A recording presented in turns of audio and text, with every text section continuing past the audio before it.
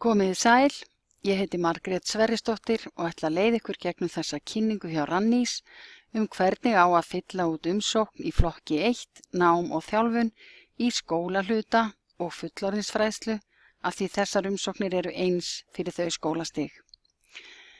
Ég ætla að byrja á því að kynna nám og þjálfun stuttlega en fer svo yfir í sjálft umsóknareyðublaðið og fer í gegnum það lið fyrir lið.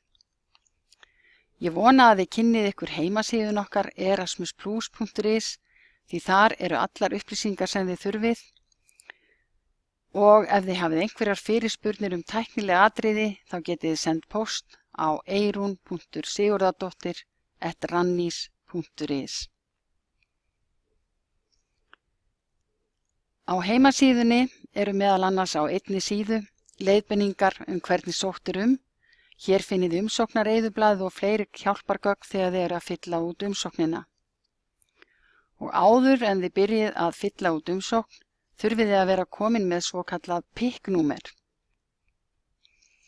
Það er mjög líklegt að stofnunin ykkar sé þegar með PIK-númer, en ef þið eru ekki viss, þá er hægt að fara inn á vefinn og slá inn nafnið á stofnunin ykkar og athuga hvort stofnunin á kannski PIK-númer. Og ef þið eru þegar komin með PIK-númer, þá getið þið notað það aftur og aftur. Hér er glæra með mjög góðum upplýsingum hvernig á að sækja PIK-númer og myndband, kennslumyndband PIK-númerið sem hefur nýst mörgum mjög vel. Og þegar þið hafið PIK-númer þá flýtir það mjög mikið fyrir vinnslu umsóknar því að ef að stofnun hefur skráð sig með PIK-númer þá koma upplýsingar hana að sjálfkrafa inn í umsóknina. Þægilegasta leiðin til að finna upplýsingar nám og þjálfun á heimasíðunni er að fara fyrst í menntun, hér efst á stikunni, síðan veljið þið á hægri stiku ykkar skólastig, leik-, grunn- og framhaldsskólastig eða fullorðinsfræðslu og þá komið inn á nánari upplýsingar ykkar skólastig og þar finnið þið eyðublaðið sjálft. Hér sjáið þið nánari upplýsingar leik-, grunn- og framhaldsskólastig og getið sótt eyðublaðið hérna.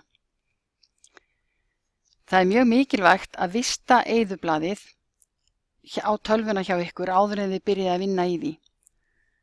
Það er gott að skýra skjali nafni sem þið munið og við ráðleggjum ykkur að senda ekki umsókn á milli manna eða milli tölva því þá geta gögn glatast og það er líka æskilegt að skrifa textan í Word og setja hann svo inn í umsóknina þannig að þið eigið hann ef að tæknin skyldi vera eitthvað að stríða ykkur eða eyðublaðið. En hvað snúast þessar umsóknir? Þetta eru tiltölulega einfaldar umsóknir sem allir skólar og stofnanir sem hafa áhuga á starfsþróun síns starfsfólks ættu að skoða nánar. Flokkurinn nám og þjálfun snýr að starfsþróun starfsfólks og veitir menntastofnunum styrki til að senda starfsfólk til að fara, nema og njóta og koma tilbaka sem betri starfsmenn með meira sjálfstraust til að sinna sínu starfi. Gert er ráð fyrir að þeir sem fari geti kennt eða kynnt það sem þeir lærðu fyrir hinum sem ekki fóru.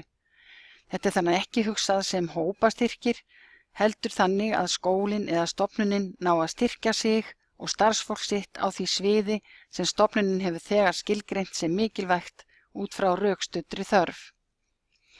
Það er hægt að sækja fyrir allt starfsfólk stofnana, stjórnendur, kennara og annað starfsfólk.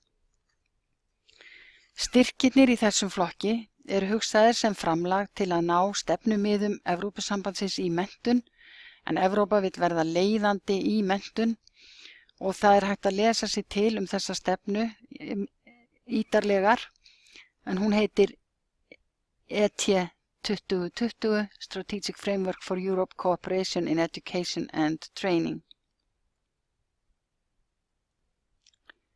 Og hvað er hægt að gera? Kennarar, starfsfólk eða stjórnendur menntastofnana á öllum skólastigum geta sótt að fara í gestakennslu í samstarfsskóla, fyrirtæki eða stofnun erlendis. Og það er líka möguleiki að fara í starfsþjálfun og í henni felst þáttaka í fagtengdum námskeiðum eða vinnustofum eða starfskynning, job shadowing. En ráðstefnur eru ekki gildar í þessum flokki. Það er ekki hægt að fara á 1 til 2 daga ráðstefnur. Dvalarlengd eru 2 dagar frá 2 dögum og upp í 2 mánuði að ferðadögum frátöldum.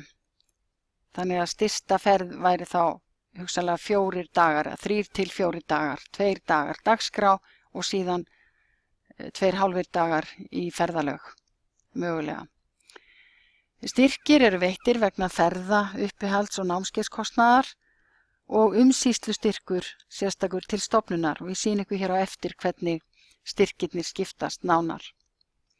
Umsækjandi er skóli, stofnun, fyrirtæki, jafnvel félagasamtök sem sækja fyrir starfsfólk sitt og það er mjög mikilvægt að verkefni þurfa að tengjast alþjóðastefnu, European Development Plan, sem er eins konar starfsþróun skóla eða stofnunar og við förum líka nánar í það hér á eftir. Umsækjandi getur líka verið sveitarfélag eða skólaskrifstofur, því að þau geta sótt fyrir margar stofnanir innan sinna vébanda og þá heita slíkar umsóknir samstarfsnet eða konsortium.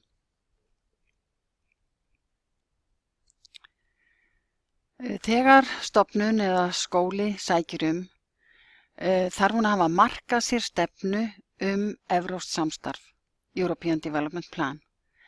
Og hver stofnun verður sem sagt að hafa áætlun það hvað hún vill fá út úr evrópsku samstarfi. Hvað þarf stofnunin helst á að halda í starfsþróun fyrir sitt starfsfólk og það er nóg að stofnun eigi slíka lýsingu á einu blaði en hún þarf að geta vísa til þeirra stefnumörkunar í umsókn og að umsóknin falli að þeirri stefnumörkun sem getur verið til 2, 3, jafnvel 5 ára. Ferðir sem sótt eiga semst að falla að þessari starfsþróunar áætlun starfsfólksins. Og það þarf líka að vera skýrt hvernig starfsfólk er valið, hvernig verkferlum er háttað og undirbúningi og eftirfylgni. Það þarf líka að liggja fyrir hvernig á að meta það sem að numið er erlendis og hvernig niðurstöður og lærdómur verða kynnt og nýtt innan stofnunarinnar eftir að ferð lýkur. Hér sjáum við fjárhagsrammann. Fjárhagsupphæðin er reiknuð í einingum, svokölluðum unit costs og ferðastyrkurinn hann er veittur í flokkum eftir fjarlægð til áfangastaðar. Og það eru sérstakar töflur það og þegar þið eruð að sækja þá er eitt hjálpartækið fjarlægðarreiknir Distance Calculator. Og þar er sláið inn staðinn sem farið frá og síðan áfangastað og þá reiknar fjarlægðarreiknirinn út fjölda kílómetra og ferðastyrkir eru veittir í samræmi við það. Styrkur til einstaklings, styrkupphæðin tekur mið af uppihaldskostnaði í dvalarlandi og lengd dvalar. Það er misjafnlega dýrt að dvelja í löndum, þannig að sú upphæð getur verið mismunandi eftir því hvar dvalið er. Síðan er umsýslustyrkur stofnunar. Það er veitt föst styrkupphæð, 350 evrur á hvern þáttakanda og sem stofnunin hefur til að standa straum af framkvæmd verkefnisins, undirbúningi, þáttöku og eftirfylgni og stofnunin hefur alveg fullt valdi við því hvernig hún nýtir þessar 350 evrur. Í sumum tilvikum ákveða skólastofnanir til dæmis að senda þá fleiri, nýta þessu upphæði það eða hreinlega að nýta hana til að greiða einhverjum starfskrafti fyrir umsýsluna. Námskeiðsgjöld eru 70 evrur á dag og hámarki í 10 daga. Stuðningur vegna sérþarfa einstaklinga með fötlun felst í því að það er semst greitt 100% greitt að fullu útlagður kostnaður vegna sérþarfa. Og við hvetjum mjög til þess að þetta sé nýtt að einstaklingar með fötlun fá að taka fullan þátt enda er það að fullu greitt og styrkt. Ferðakostnaðurinn er sem sagt föst upphæð sem miðast við fjarlægð milli áfangastaða, en sú breyting var gerð í ár 2016 að stofnanir í þátttökulöndum sem eru skilgreind sem afskekkt eða á afskekktum svæðum, outermost regions, þau geta sótt að allt að 80% raunkostnaðar vegna ferðalaga sé greiddur. Og hverjir geta sótt þetta? Jú, íslenskir umsækjendur sem eru staðsettir utan höfuðborgarsvæðis, svo sem á svæðum þar sem samgöngur við alþjóðaflugvöll eru kostnaðarsamar. Við getum tekið dæmi einhver sem býr á Egilsstöðum eða þátttakendur sem að búa á Egilsstöðum, Akureyri, Ísafirði. Nú stofnanir geta líka sótt þennan styrk ef þeir eru í samstarfi við aðrar stofnanir á afskekktum landsvæðum þangað sem samgöngur eru mjög kostnaðarsamar. Og þar getum við tekið dæmi það ef að samstarfsaðili væri til að mynda í Norður-Noregi, nyrst í Norður-Noregi, og í því fælist sérstakur kostnaður, aukinn ferðakostnaður. Þá er hægt að sækja ferðakostnað til áfangastaðar í umsókn undir travel, en einnig viðbóta ferðakostnað vegna sérstakra fjarlægðar og það er þá fært undir exceptional costs. Þá væri veittur ferðastyrkur sem gæti numið alltaf 80% raunkostnaði og hann væri þá greiddur við uppgjör verkefnis samkvæmt reikningi. En Landsskrifstofan óskar eftir því að þeir sem hyggjast nýta sér þennan möguleika hafi samband við Landsskrifstofu og láti vita af því.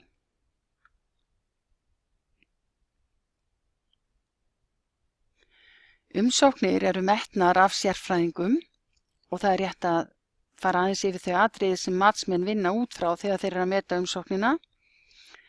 Því ef þið hafið þetta til hliðsjónar þegar þeir eru að semja umsókn þá eru kannski meiri líkur á að þið fáið styrk. Það sem er skoðað sérstaklega er tenging verkefnis við stefnumið og áherslur Evrópusambandsins. Það gildir 30 punkta. Gæði verkefnisins, skipulag og fyrirhuguð framkvæmd. Það gildir 40 punkta. Og síðan áhrif og dreifing niðurstaðna verkefnis sem að gildir 30 punkta. Í handbókinni sem að þið finnið á heimasíðunni þá er ítarefni fyrir skóla á blaðsíðu 60-66 og síðan fyrir fullorðinsfræðslu á blaðsíðu 67-73. Þar eru mjög ítarlegar upplýsingar nám og þjálfun á báðum þessum skólastigum.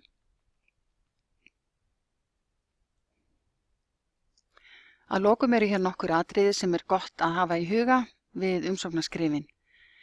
Við bendum ykkur sérstaklega á að það má skila umsóknum á íslensku í þessum flokki.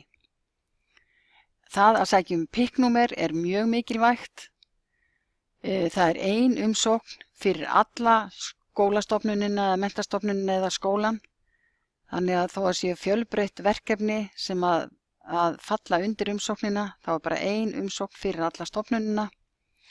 Markmiðið er að hafa áhrif á skólastarf eða fullorðinsfræðslu og styrkirnir eiga að stuðla að faglegri starfsþróun starfsfólksins og vísa þar í stefnumörkun stofnunarinnar eins og ég nefndi áðan og tilgreina ástæðu eða þörf og hvaða áhrif þetta kemur til með að hafa og síðan að segja frá því hvernig aukin þekking geti nýst fleirum hjá stofnuninni og muni styðja við stefnumótun og starfsþróun.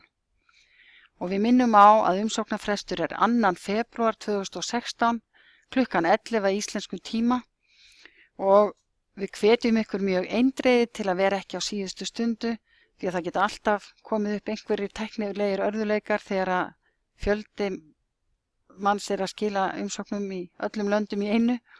Þannig að það er mjög gott að miða við að vera búin að skila inn umsókn fyrir 2. febrúar.